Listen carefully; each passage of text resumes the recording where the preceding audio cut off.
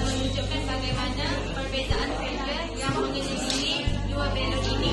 Jadi saya pertama sekali akan faham.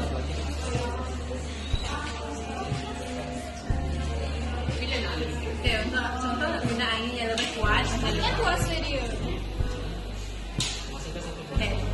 Jadi bila beban buka kelas, dia akan menghasilkan high velocity N kat tengah. Jadi bila high velocity N, dia akan produce low pressure. Manakala di luar tu pula, dia akan muncul low velocity yang akan produce high pressure yang pushnya to each other. That's all from us. Thank you.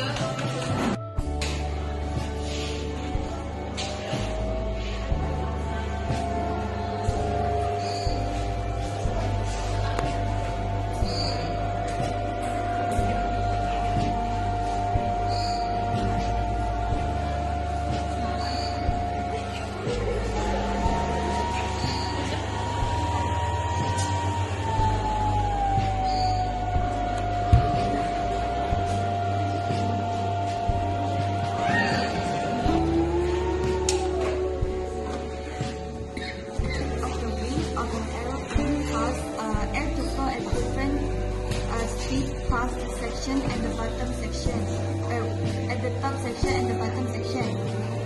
According to Bernoulli principle, the higher the air velocity at the top section produce low pressure.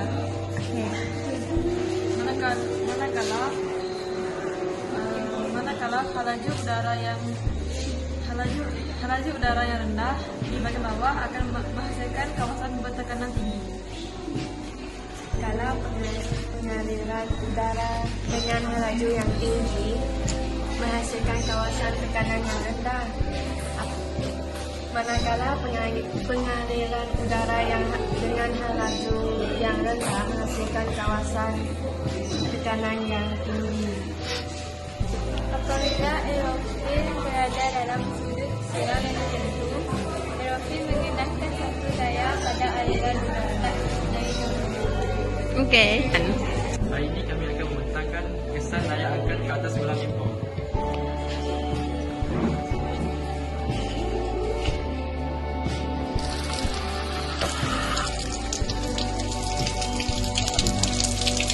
Daya angkat hasil daripada perbezaan tekanan yang disebabkan oleh pengaliran udara dengan halaju yang berbeza.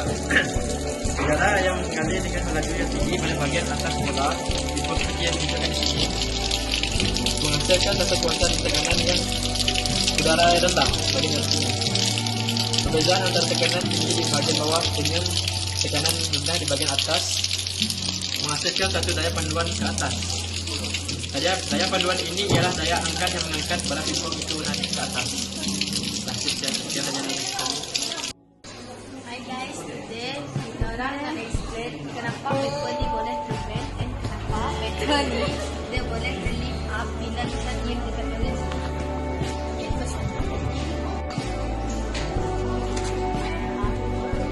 Paper dah boleh terbend disebabkan the high pressure dekat bahagian the high pressure dekat bahagian atas sebabnya tadi dia dekat bahagian bawah. Jadi yang ada high pressure dekat bahagian atas yang menyebabkan paper yang terbend. Next slide. Sampai kipas ya.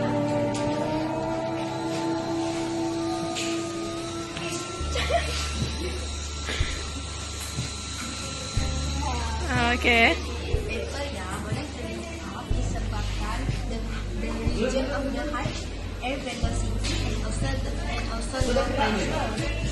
Jadi pressure yang dekat batuknya high, so yang akan tertolak ke atas. Ya. Okey. Hi. Hai. Okay, so today we are going to present about Bernoulli principle in the venturi tube. So this is venturi tube.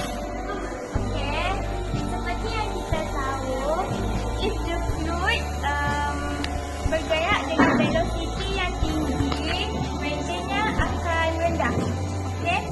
Okay, jom kita start.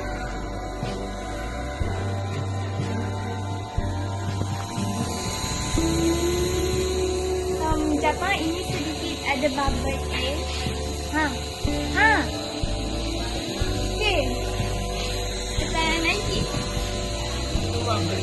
Jam tunggu bubble dulu Okay, stop. Okay. Seperti yang kita tengok, yang tu yang paling tinggi, and then tu yang second tinggi, dan tu yang paling rendah. Tapi yang tu yang macam berapa geli, sebab saya sini. Jadi yang paling tinggi, air masuk dari situ. Air masuk dari situ, and then tube tu dia besar.